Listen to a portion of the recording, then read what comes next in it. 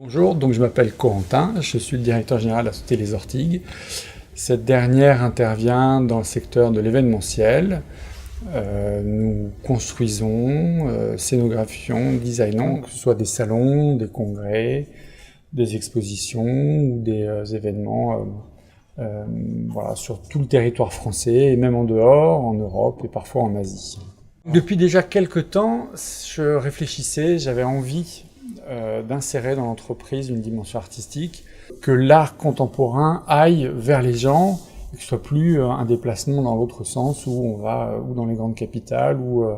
dans des endroits choisis pour voir de l'art contemporain. Je trouvais intéressant de lancer ce dialogue entre un artiste et l'entreprise, qui fasse son travail au cœur de la société, au cœur des ateliers, qui réemploie, en plus Rémi a tout de suite jeté son dévolu sur des matières qui avaient déjà été utilisées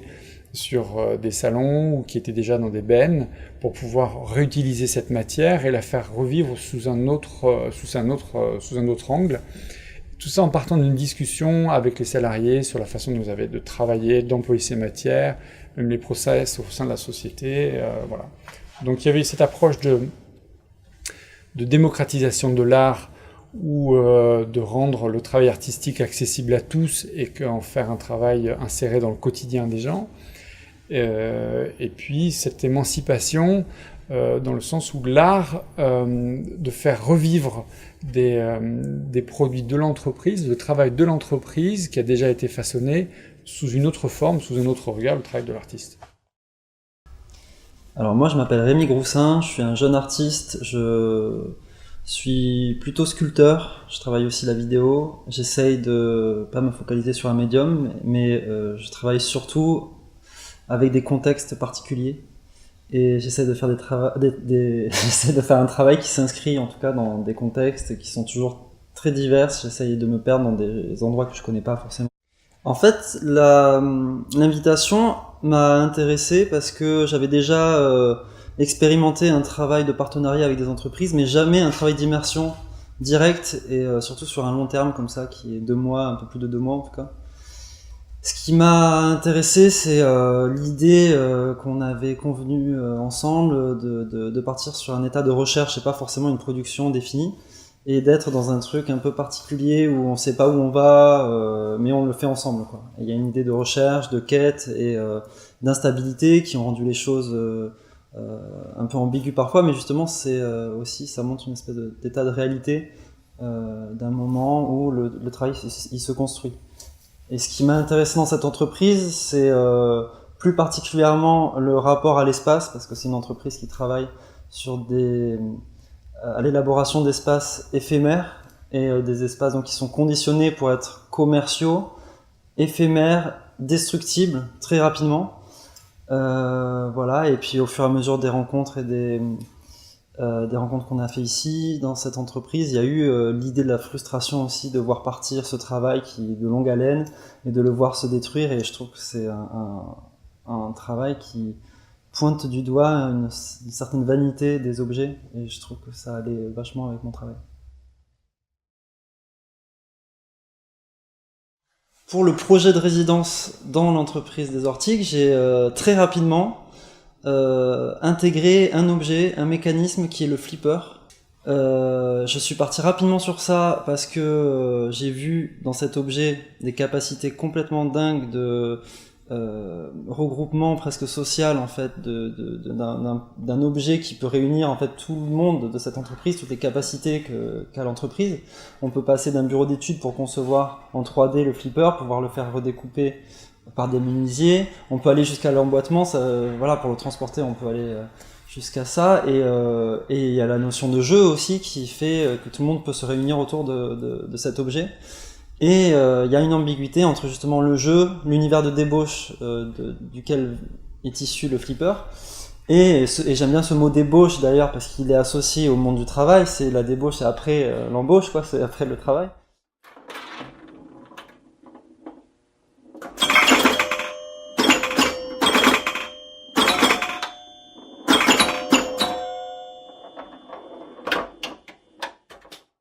Donc, je m'appelle Jocelyn Paris, je suis aux Ortigues depuis à peu près 6 ans,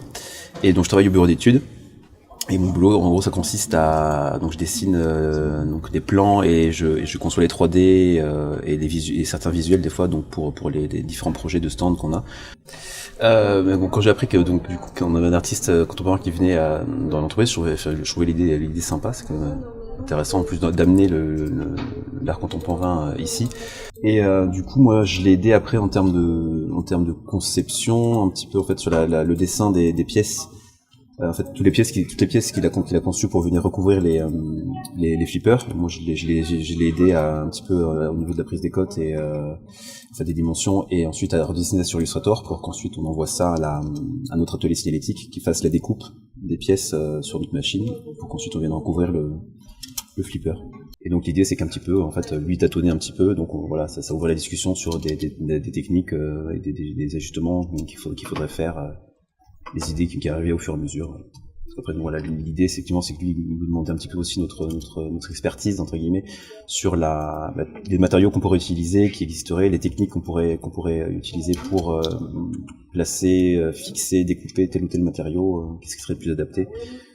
C'était voir un peu voilà, l'idée de l'échange. Vraiment, je l'ai ressenti là, à ce niveau-là, c'est que c'était à la fois lui qui avait besoin de nous en termes justement de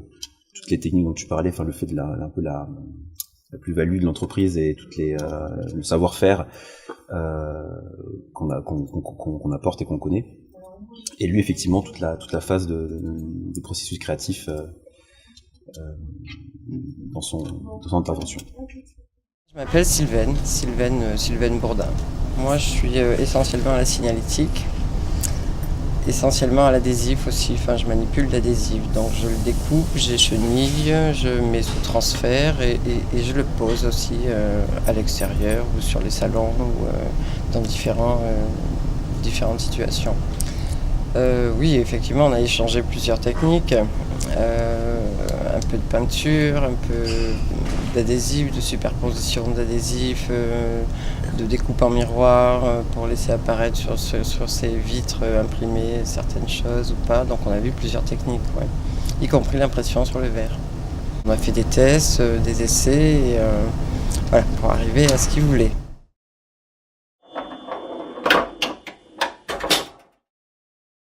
Donc moi, ce qui m'intéressait vraiment, c'était ce dialogue qui s'est façonné au fur et à mesure entre Rémi et les différents collaborateurs de la société, avec Rémi qui avait une approche de leur présenter comment des produits qui ont plutôt vocation à être utilisés de façon éphémère, parce que c'est notre métier, l'événementiel, et de leur offrir une seconde vie, quand bien même ils étaient déjà dans des bennes pour traiter en déchetterie. Rémi les réutilisait pour les faire vivre différemment. Et puis il y avait ce dialogue dans l'autre sens, avec les salariés qui expliquaient à Rémi tout le mécanisme,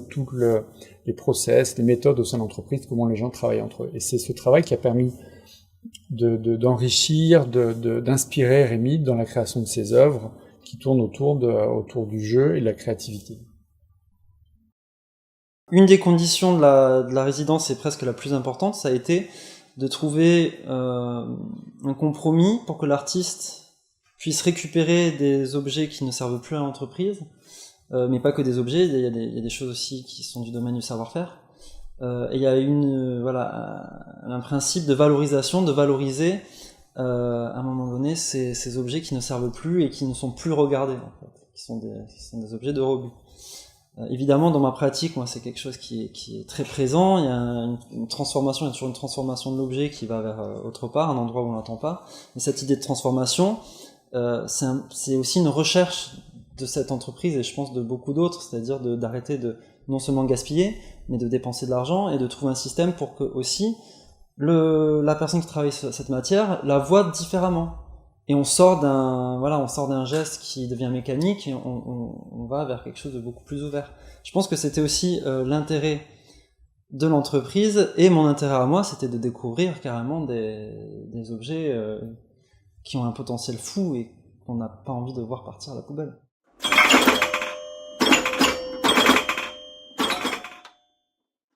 Je suis Frédéric Laterade, je suis le directeur de Zebra 3, qui est une structure associative qui travaille dans le champ de l'art contemporain, qui fait des résidences d'artistes, qui fait des expositions, qui a la particularité d'animer un projet d'atelier de production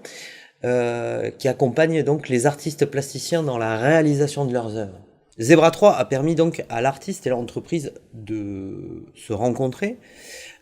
puisque Zebra 3 travaillait avec beaucoup d'entreprises et que au détour de discussions, on a identifié les ortigues qui étaient potentiellement intéressés au départ, qui avaient la volonté de pouvoir accueillir un artiste en son sein. Il y a dans le travail de Rémi, par exemple, la question de l'installation de l'espace artificiel qui est toujours remise en question dans son approche de l'exposition.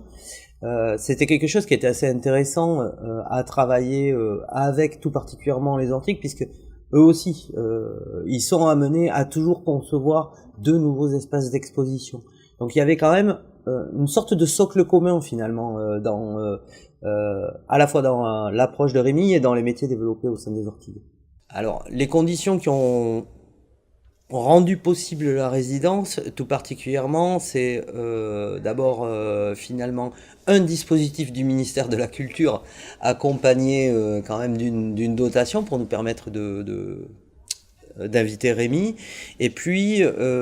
une entreprise volontaire pour l'accueillir,